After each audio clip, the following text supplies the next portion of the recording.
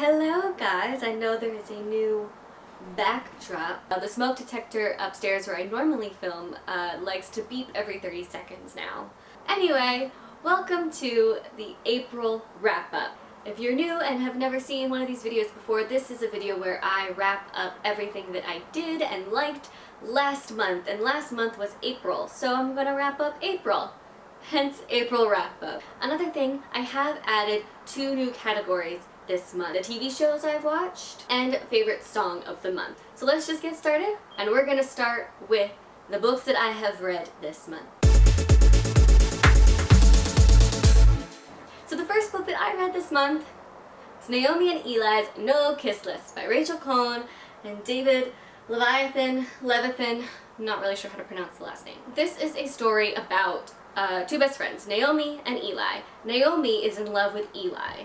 Eli is gay. Naomi and Eli have a no kiss list where they put boys on the list that both of them are not allowed to kiss because it would ruin their friendship. The only thing is, Naomi didn't think she had to put her boyfriend on the list because Eli kisses her boyfriend. I mean, it was fun, it was entertaining.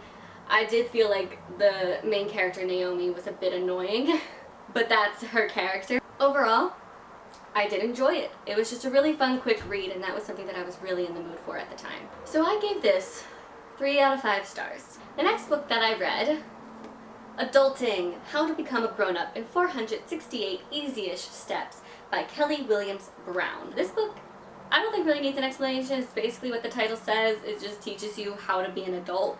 And there are categories like cooking, get a job, money, love, friends and neighbors, families, and more. It was very funny. She had her funny comedic wit throughout the whole book, which I really did enjoy, with actual real tips on how to be an adult and how to do it correctly, I guess. I gave it 4 out of 5 stars. The next book I read is probably the prettiest book I own, and that is Note to Self by Connor Franta. Can we just take a minute to appreciate the beauty that is this cover?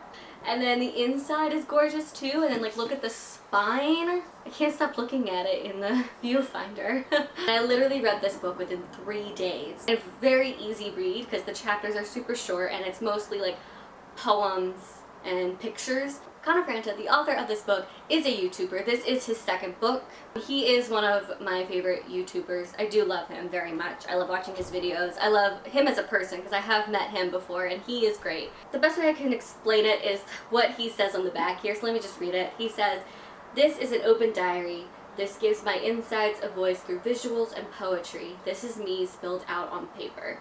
And it really is. His first book was a memoir about his life, but this I think just goes a little bit deeper instead of just the blanket view of his life. This was just this is all the emotions and struggles that he went through, and he really went into a vulnerable place, I feel like, writing this, and that made me love this book so much. I also just love the way he writes and the way he speaks. It's so eloquent, and I wish I could speak like him, but I can't.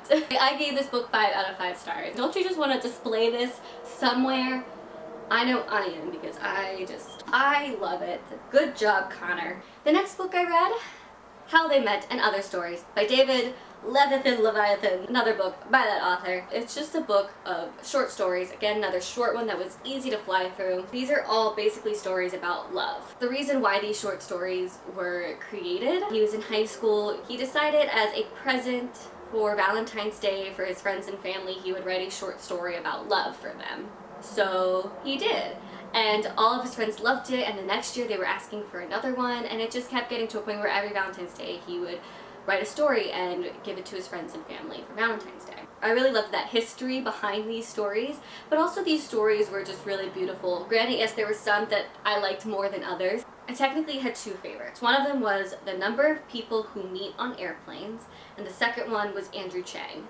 But it's a really cute collection. I definitely recommend reading this. It's kind of hard to give this a star rating because it is a bunch of separate stories, and so you kind of want to give a rating for each story, but I don't want to do that. So I guess as a collection full in itself, I guess maybe 3.5 out of 5 stars. We'll go with that. Let's do that. The next book I read this month was my book club's book of the month, although I think I'm the only one in my book club who actually read this book. That is Insane Clown President by Matt Taibbi. By the way, I was not the one who picked out this book for book club, and even the person who picked out this book didn't even read it. Just like on the front here, it's the dispatches from the 2016 circus. It basically is just describing from this guy's point of view the whole presidential running race for Donald Trump, and then how he came to be president, why he thinks it happened, and like all the events leading up to it happening. I will say I did learn a lot from reading this book. There was a lot of things I didn't know that happened, or a lot of stuff that went down that I didn't understand, but now I understand. I did like that part of this book, but I will say I had a hard time reading this book just because the language is not a language I'm used to reading. And some of the chapters were a bit long, and I couldn't stay focused in those long chapters just because it did get boring sometimes and it was difficult to read. I guess overall I enjoyed it. I think I just liked the learning that I learned. That sentence didn't make any sense. But anyway, I gave this 3 out of 5 stars. And the last book that I read this month is City of Heavenly Fire by Cassandra Clare. This is the last book in the Mortal Instruments series. I've been talking about this series a lot because I've read the other books in the past wrap-up videos, but this was the end of this series, and what an ending. Can I just say, Cassandra Clare is now officially my favorite author, and this series is officially my favorite series. And this was such a great conclusion. It gave me everything I wanted in a conclusion. So, Cassandra Clare, amazing. This book, amazing. 5 out of 5 stars. So those are the books that I have read. Let's go on to movies. Alright, so I am still doing my watch one movie every day for a year thing. The rules of it basically are I just want to watch one movie a day, but it's got to be a movie that I own. But it's basically a way of me cleaning out my movie collection. I'm basically just watching them all in alphabetical order, so you will be seeing a theme. So let me just show you those, and then after that I'll show you the movies that I watched for the first time, and I will talk about those. Batman Begins, Because I Said So, Becoming Jane, The Benchwarmers, Black Swan, Bobby, The Book Thief, The Breakfast Club, Breaking Dawn Part 1, Breaking Dawn Part 2, Bridesmaids, Bridge to Terabithia, Bridget Jones's Baby, Bring It On, All or Nothing, Brooklyn, Brothers, The Brothers Bloom, Brothers Grimm, all 3 Austin Powers movies. So Austin Powers, International Man of Mystery, Austin Powers, The Spy Who Shagged Me, and Austin Powers in Goldmember. Cadet Kelly, Camp Rock. Now on to the movies that I have watched for the first time. And we're starting with The Best Exotic Marigold Hotel. So this movie is basically about all these seniors who want to live out their retirement, so they go to India and they stay at the Best Exotic Marigold Hotel, and most of them actually hate it there, but they end up learning things about themselves and they create friendships and some romances. It's really sweet and really cute. My favorite quote from the movie, everything will be alright in the end. If it's not alright, then it isn't the end. And I just really loved it. There was a lot of closure that happened for them as well with their lives. It was just really great, really cute. I enjoyed it a lot. Of course, the cast is incredible. You got Judi Dench, you got Maggie Smith, who else you got? Bill Nye, Tom Wilkinson. Yeah, so I gave this movie 3 out of 5 stars. Next, I watched The Best of Me. I am that basic white girl who loves Nicholas Sparks. I have not read the book for this one yet. I cried like a baby.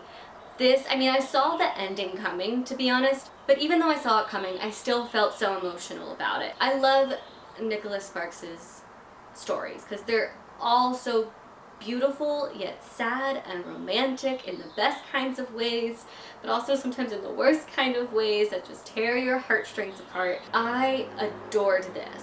The one big issue I have with this movie is that the guy who plays the young version of James Marsden looks nothing like James Marsden, so I can't believe that he is actually James Marsden at 18 years old. Without giving away the ending to this movie, these two, they were high school sweethearts. She was from like a well-off family. He obviously was not. He was from a very abusive family, and he was broke. They had this great love in high school, but then they broke apart, and 20 years later, They meet up at a mutual friend's funeral. That's all I'm going to really say about it, because I really don't want to give too much away in case you do want to watch this movie. But I really, really, truly loved this movie. I will give it 4.5 out of 5 stars. Then I watched Boyhood. So this movie is just basically about this young boy's boyhood. Him going through boyhood from, I believe, kindergarten all the way till his first day of college. I was very intrigued with this movie. The fact that it took 12 years to film this movie was a really big selling point for me. They filmed it over a course of 12 years of their life because they wanted them to look realistically aging throughout the movie, which I think is very, very smart. I mean, very time consuming, but very smart. Patricia Arquette did a phenomenal job. Oh my God, her acting was incredible in this movie. Ethan Hawke, I'd say he did alright. Eller Coltrane, the young boy in this movie, he did a phenomenal job as well. She was actually my least favorite of the whole movie. In the beginning she was annoying, but that's just typical for all kids, so I was able to look past that. But halfway through, you could just tell that the actor just gave up. She just looked like she didn't care anymore, and that came across in her acting, and it bugged the hell out of me. Another thing I also really loved, but also kind of hated, I don't know, it was weird. I hated it, but I also loved it, was the way they edited it. But it just kind of bugged me because a lot of times I couldn't understand if that next scene was happening a week later or if it was happening just hours later from the last scene. But I understand why they edited the way they did in different fragments, different memories of their life. I enjoyed it, but I also think I was a little bit underwhelmed by it.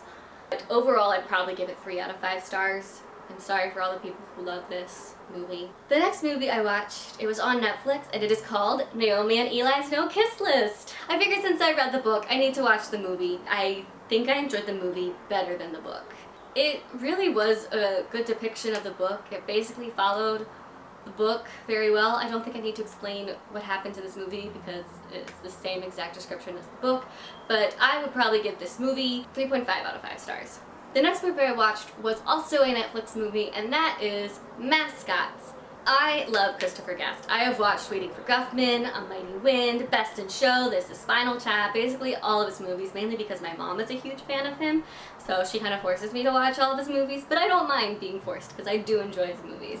And this one, again, was no fail. It was great. This follows a bunch of people who play mascots, and they go to some, like, mascot convention, I guess, if you say, and it's some like competition. It's basically a mockumentary about it, and it's hysterical. I love Christopher Guest. I was also really happy that Christopher Guest brought Corky back. Waiting for Guffman is probably my favorite out of all of his films, and Corky is the main character of Waiting for Guffman, and he brought Corky back for Mascots. I was excited about it! So I will give this movie 4 out of 5 stars. The next movie I watched, Brokeback Mountain. Now, all of you guys are about to hate me because I actually really did not like this movie.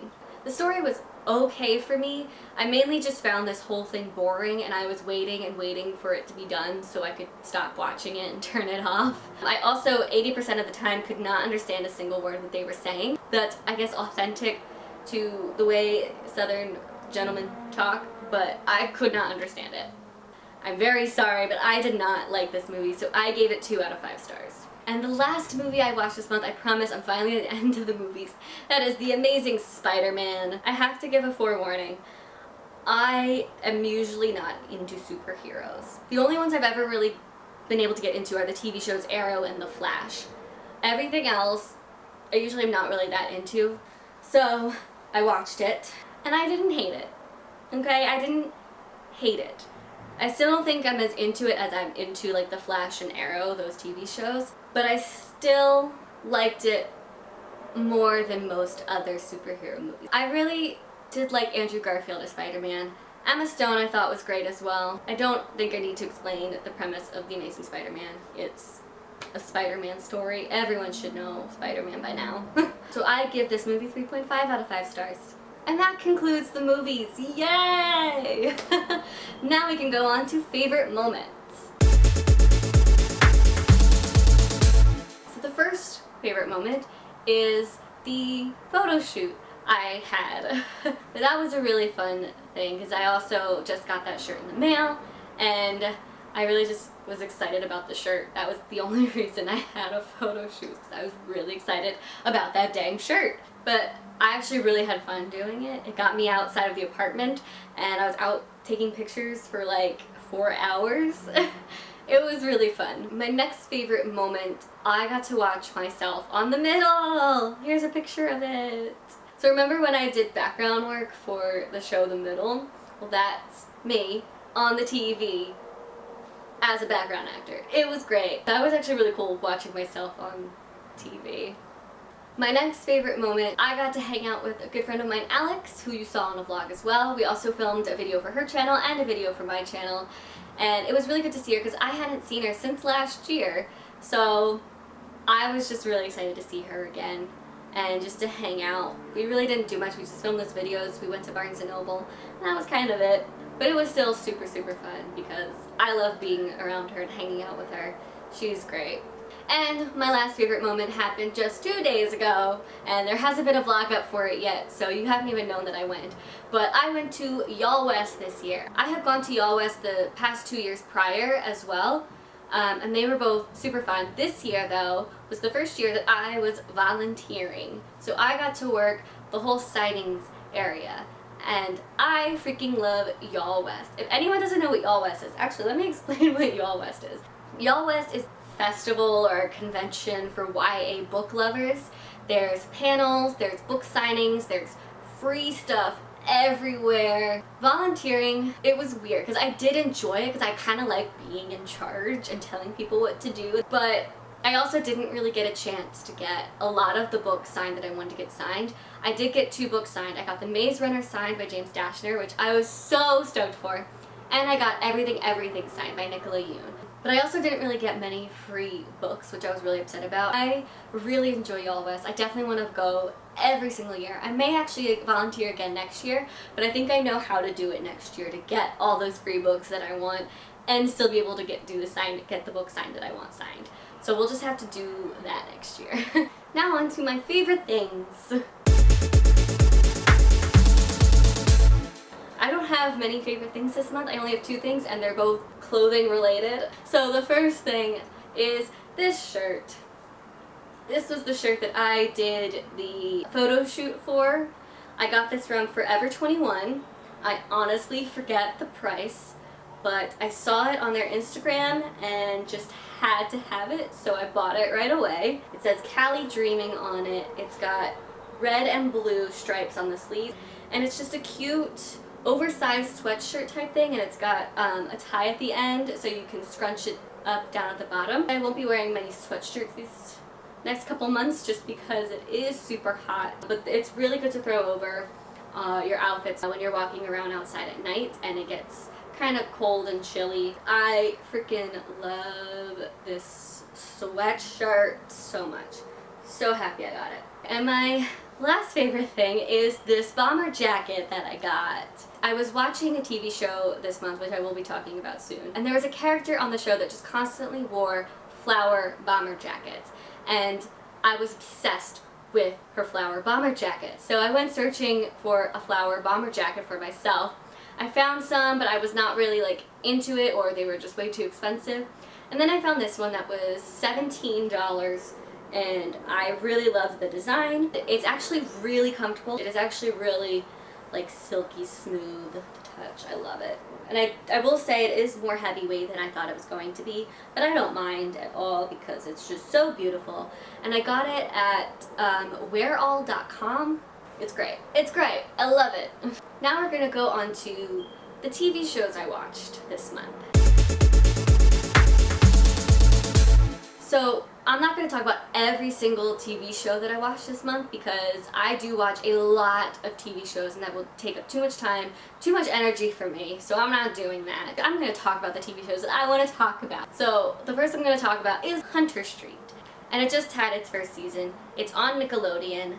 Girl Meets World ended, but I wanted like another kids TV show to fill the void, and so I heard about Hunter Street and it just kind of seemed up my alley in stories that I like. This is a family of foster kids and their foster parents go missing. And these kids try to follow these clues that lead to some family history that they didn't know about to try and help find their parents and bring their parents back home. And it was really, really fun and funny, and I enjoyed it. I also really loved the over-the-topness of everyone's acting. And this was actually the show where I got the flower bomber jacket idea. I loved it. 100% loved it.